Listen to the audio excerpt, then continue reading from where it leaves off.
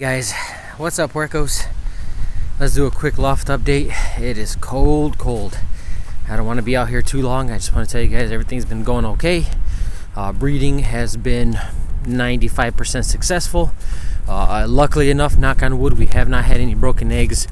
No real fighting. I did have to remove 2 cockbirds, or I had to remove 1 cockbird, and I had to eventually trim down Raven's flight feathers because he was bothering the nest above him. I am using a light. I'm gonna try it out, so hopefully it doesn't skew the video. I got 2 extra cocks in here fighting, but so far so good, guys. We got eggs in almost every bowl.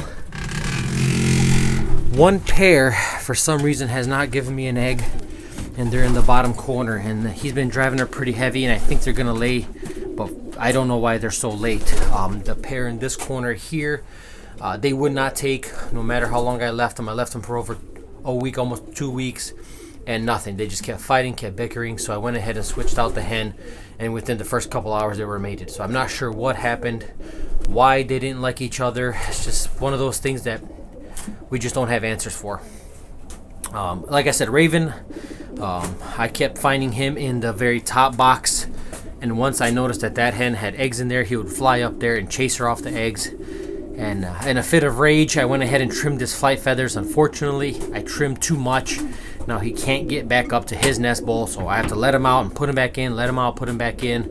And that's frustrating, but that's my fault. I should have been more level-headed. I got too frustrated after all the work and effort we put into the birds, and to see them act out again, it was just really frustrating. So I did something I shouldn't have done, and now I'm paying for it. Nonetheless, guys, it is messy, but it is all frozen. I cannot scrape it, and I don't care. I'm sorry if pigeon droppings bother you, but there's no way to scrape it now. It's just solidly. Oh my gosh, it's frozen, so there's nothing more we can do about that. We'll scrape it up when it thaws out, and it's a little bit easier to get to. But like I said, other than that pair in the corner, everybody else is on eggs.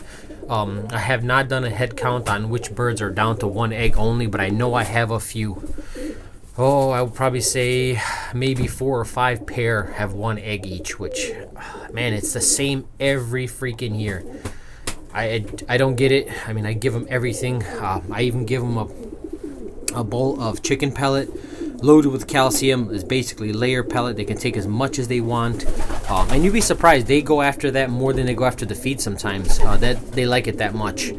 With that being said, I know a lot of guys use puppy food and kitten food or cat food for the added protein. I don't venture as far as giving them a heavier protein mix, maybe when the babies are in the bowl. But right now, I just want to make sure the hens have enough calcium in them. What they're not getting, or what they may not be getting from the grit, they're gonna get from that feed, because that's, it's heavily loaded with calcium for chicken eggs and things of that nature. So I think it helps out, and they enjoy it, so I don't mind. The droppings are a little less, not as firm as I'd like them to be because of the pellets, but it's something we all deal with regardless. Droppings are droppings, hence the floor and everything else. And the boxes, guys, have worked out awesome. I come in here with a half bucket, I scrape it, and all it takes all of maybe 5-10 minutes max if I really want to get real diligent about it, but it takes seconds to scrape everything out. No more nest fronts to have to worry about. They're all tucked away underneath, and it's worked out great.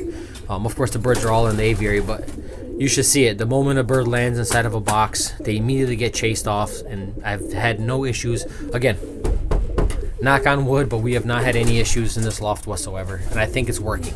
We'll see in the next couple rounds. Of course, there's always the exception, but I think so far we're doing okay. Let me go ahead and take you over to the opposing loft, where in that loft, honestly, I can't even argue. That's been about the best breeding scenario this year. Like I said, once I removed the 1 cockbird that took 4 boxes, I took him out of the picture. All the birds fit right in. The feng shui of the loft is right where it should be. Everybody's happy and content. Try to get you a better image here. Actually, you know what? Let's just go ahead and go on in. Oh, there we go. So everybody, I think, with maybe the exception of 1 pair, is on eggs. Mr. 44 over here had a nest bowl there, but somehow decided that laying eggs in that bottom corner was the right choice for him, and I allowed him. That's fine. Some birds are like that. I'm not going to get too crazy about it. Let's see if we could do a quick head count on which birds. Let's see. All right, we definitely got eggs in there. This pair here I was waiting for. Oh man, this camera sucks to try to get in these bowls at the same time. Yep, there's an egg in there. Won't bother her too much. Eggs in here. A lot of these I can just basically slide over and I can see that there's an egg in there. Eggs, eggs, eggs, and eggs. Yep, everybody is on eggs in here. And again, just the atmosphere of this loft works out beautifully. I opened up the nest perches again. I still blocked everything off here because I'm finding that there's always one that wants to sit up there, and the drop can get pretty heavy in just that general area where they're sitting, and that seems to bother me.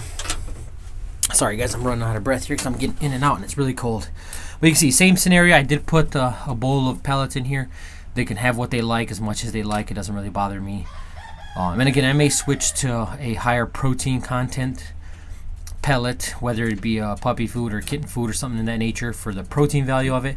But right now I just want to make sure the hens are getting as much calcium as they need. I did eliminate a lot of my old hens. I no longer want to breed from old hens, even though some have been pretty decent.